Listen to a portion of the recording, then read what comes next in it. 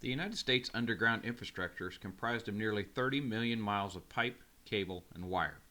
The term underground facilities generally refers to buried pipelines and cables that transport petroleum, natural gas, electricity, communications, cable television, steam, water, and sewer.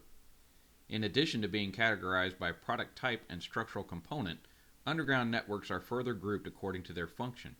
Examples are gathering lines, transmission lines, distribution lines, and service lines, ownership, either public utility or private industry, and jurisdiction, municipalities, state, and federal agencies.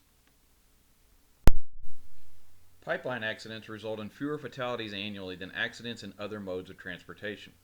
However, a single pipeline accident has the potential to cause a catastrophic disaster that can injure hundreds of persons, affect thousands more, and cost millions of dollars in terms of property damage, loss of work opportunity, community disruption, ecological damage, and insurance liability.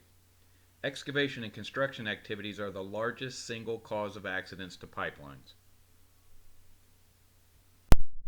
I think that you have a much more clear understanding of the dangers below the next time that you decide to go out and excavate. So, how do we go about making your jobs, your excavations, your areas safer? In order for you to make your job site much safer, we ask that you use a process called whitelining.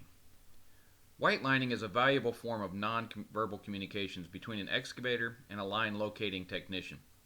Whitelining requires the excavator to prepare their intended job site by marking or delineating the area of the excavation either using white paint, flags, stakes, ribbons, or a combination before making that call to 811.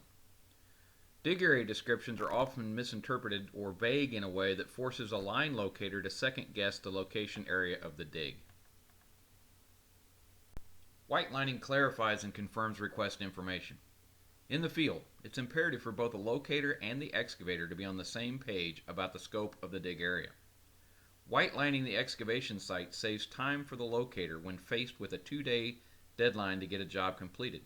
It also saves time for the dig crews by providing visual information on where to dig. If an area is not properly identified, the line locator may not mark the entire area or may waste valuable time marking too much of the area. Whitelining increases safety. Whitelining can reduce the amount of time that the locators have to spend walking and marking in dangerous roadways with unpredictable traffic patterns.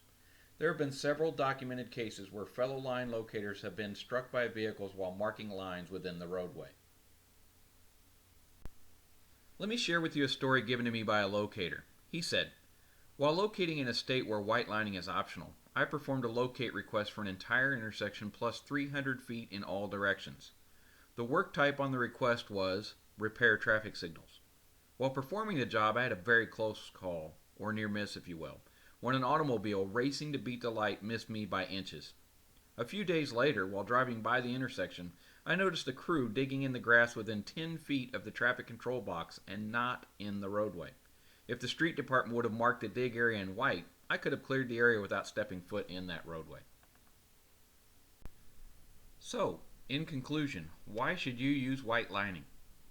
Because pre-marking defines the physical boundary of the excavation site. It removes the guesswork about what underground facilities need to be located, and marking the intended excavation area creates a greater likelihood that affected underground facilities will be identified to the excavator. The National Transportation Safety Board concludes that pre-marking an intended excavation site to specifically indicate the area where underground facilities need to be identified is a practice that helps prevent excavation damage.